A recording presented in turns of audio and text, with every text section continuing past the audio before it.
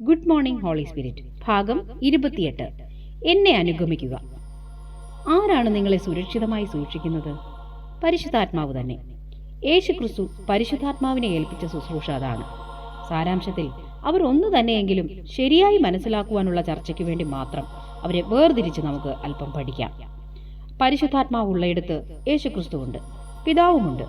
നിങ്ങളോട് പരിശുദ്ധാത്മാവ് സംസാരിക്കുമ്പോൾ അതിൽ പിതാവിന്റെയും പുത്രന്റെയും സംസാരം അടങ്ങിയിരിക്കുന്നു. എന്നാൽ പരിശുദ്ധാത്മ ശബ്ദമാണ് നിങ്ങൾ കേൾക്കുന്നത്. നാം സ്പർശിച്ചറിയുന്നത് പരിശുദ്ധാത്മാവിനെയാണ്. പിതാവിന്റെ ഹിതത്തിനനുസരിച്ച് നിങ്ങളെ നയിക്കുന്നത് പരിശുദ്ധാത്മാവാണ്. എന്നെ അനുഗമിക്കുക എന്ന യേശുവിന്റെ വാക്കുകൾ ഞാൻ ആദ്യം വായിച്ചപ്പോൾ അതെങ്ങനെ സാധ്യമാകുമെന്ന് അത്ഭുതപ്പെട്ടു പോയി. സ്വർഗാരോഹണ സമയത്ത് അവനോടൊപ്പം ഉയർന്നു പോകുമെന്നാണോ അവന്റെ അനുയായികൾ കരുതിയിരുന്നത്? തീർച്ചയായും അങ്ങനെയല്ലല്ലോ. പിതൃസന്നിധിയിൽ ചെന്നെത്തിയ ക്രിസ്തു അവൻ നിങ്ങളെ വഴി നടത്തും എന്ന് നിർദ്ദേശിച്ചുകൊണ്ട് പരിശുദ്ധാത്മാവിനെ ലോകത്തിലേക്ക് പറഞ്ഞയച്ചു.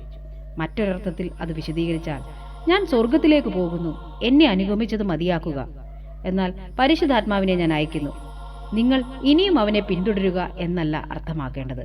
അതുകൊണ്ട് നമുക്ക് ഏക വഴികാട്ടി പരിശുദ്ധാത്മാവായിരിക്കുമ്പോൾ ഞാൻ യേശുവിനെ പിന്തുടരുന്നു എന്ന് നമുക്ക് എങ്ങനെ പറയുവാൻ സാധിക്കും? പരിശുദ്ധാത്മാവുമായുള്ള ആദ്യത്തെ ഇടപാടിൽ തന്നെ അവന്റെ ശബ്ദത്തെ അനുഗമിച്ചേ തീരുവെന്ന കാര്യം ഞാൻ മനസ്സിലാക്കിയിരുന്നു. എന്റെ മുമ്പിൽ 2 കാര്യം മാത്രമേ തിരഞ്ഞെടുപ്പിനായി ഉണ്ടായിരുന്നുള്ളൂ: ഒരു ജഡിക ലോകത്തിന്റെ ശബ്ദം കേട്ട് പിൻചൊല്ലുക, അല്ലെങ്കിൽ പരിശുദ്ധാത്മാവിനെ അനുഗമിക്കുക. ജഡസ്വഭാവമുള്ളവർ ജഡത്തിനും ആത്മസ്വഭാവമുള്ളവർ ആത്മാവിനുമുള്ളത് ചിന്തിക്കുന്നു.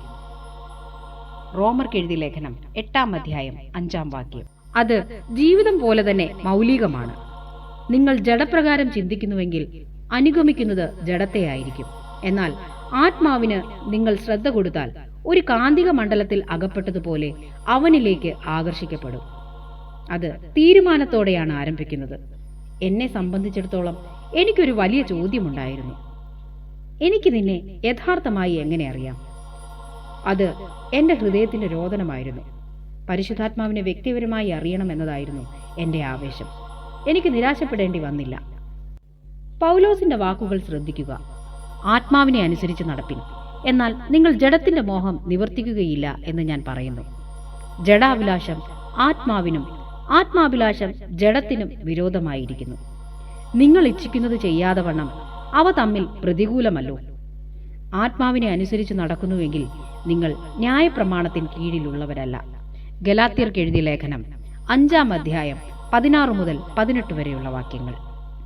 മിഷണറി യാത്രയിൽ പൗലോസിനും സഹയാത്രികർക്കും അത്ഭുതകരമായ ഒരു അനുഭവം നേരിട്ടു. ആസിയയിൽ വചനം പ്രസംഗിക്കരുതെന്ന് പരിശുദ്ധാത്മാവ് വിലക്കുകയാൽ ഫ്രുഗ്യയിലും ഗലാത്യ ദേശത്തിലും അവർ ചെന്നെത്തി. മുസ്യയിൽ നിന്ന് ബിഥുന്യയിലേക്ക് പോകുവാൻ ശ്രമിച്ചു. യേശുവിന്റെ ആത്മാവോ അവരെ സമ്മതിച്ചില്ല. അത് ശരി തന്നെ. പരിശുദ്ധാത്മാവിന് അവർ ചെവി വട്ടം പിടിച്ചിരിക്കുകയായിരുന്നു. ശരി, അവൻ പോകുന്നില്ലെങ്കിൽ ഞങ്ങളും പോകുന്നില്ല എന്ന് പറഞ്ഞു കാണും. ഈ സംഭവത്തിലെ ഏറ്റവും ശ്രദ്ധേയമായ കാര്യം ഒരുപക്ഷെ അവർ ആത്മാവിനാൽ സൂക്ഷിക്കപ്പെട്ടു എന്നതാണ്. യേശുക്രിസ്തു പിതൃസന്നിധിയിലേക്ക് കയറിപ്പോയപ്പോൾ പരിശുദ്ധാത്മാവ് ഭൂമിയിൽ ക്രിസ്തുവിന്റെ പ്രവൃത്തികൾ ഏറ്റെടുത്തു. അവന്റെ ശബ്ദം നിങ്ങൾ തിരിച്ചറിഞ്ഞു തുടങ്ങിയോ? പൗലോസ് അങ്ങനെ ചെയ്തു. ആ യാത്രയിൽ തന്നെ ഒരു ദർശനത്തിലൂടെ കടന്നു വന്ന് സഹായിക്കാൻ ആവശ്യപ്പെടുന്ന ഒരു മക്കദോന്യക്കാരനെ പൗലോസ് കണ്ടു. ഉടനെ തന്നെ മക്കദോന്യയിലേക്ക് യാത്ര തിരിച്ചു. പരിശുദ്ധാത്മാവ് സംസാരിക്കുന്നത് എങ്ങനെയാണ്? നിങ്ങളുടെ അന്തരാത്മാവോട് അവൻ സാക്ഷിക്കും. പൗലോസ് റോമയിലെ സഭയ്ക്ക് ലേഖനം എഴുതിയപ്പോൾ പറഞ്ഞത് ഇപ്രകാരമാണ്: ഞാൻ ക്രിസ്തുവിൽ സത്യം പറയുന്നു. ഞാൻ പറയുന്നത് ഭോഷ്കല്ല. എനിക്ക് വലിയ ദുഃഖവും ഹൃദയത്തിൽ ഇടവിടാതെ നോവുമുണ്ട് എന്ന് എന്റെ മനസാക്ഷി എനിക്ക് പരിശുദ്ധാത്മാവിൽ സാക്ഷിയായിരിക്കുന്നു. റോമർക്കെഴുതിയ ലേഖനം 9-ാം അധ്യായം 1-ാം വാക്യം. പരിശുദ്ധാത്മാവിന്റെ നടത്തിപ്പിനെ നിങ്ങൾ ഒരിക്കലും സംശയിക്കരുത്. നിങ്ങളുടെ ആന്തരിക മനുഷ്യൻ ഒരിക്കൽ കുലുങ്ങിപ്പോയാലും അവൻ വലഞ്ഞു പോകരുത്.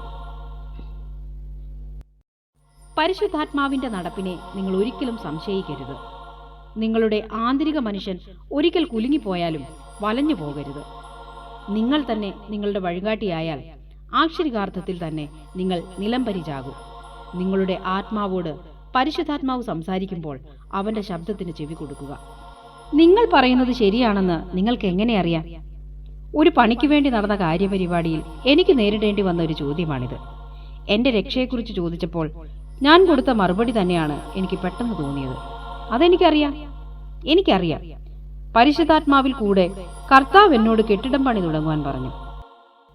അന്തരാത്മാവിൽ കേൾക്കുന്ന ഈ ശബ്ദത്തെ അടിസ്ഥാനപ്പെടുത്തിയാണ് എൻ്റെ എല്ലാ തീരുമാനങ്ങളും. ആത്മാവിന്റെ കാര്യങ്ങളെക്കുറിച്ച് ലോകമനുഷ്യർക്ക് അവ്യക്തമായ ഒരു സങ്കല്പം പോലുമില്ല. ആത്മീയ അന്ധതയാണ് അതിന് കാരണം. എന്നാൽ നിങ്ങൾ അത് അറിയുന്നു. പരിശുദ്ധാത്മാവ് എങ്ങനെയാണ് പ്രവർത്തിക്കുന്നതെന്ന് നിങ്ങൾ മനസ്സിലാക്കുന്നു.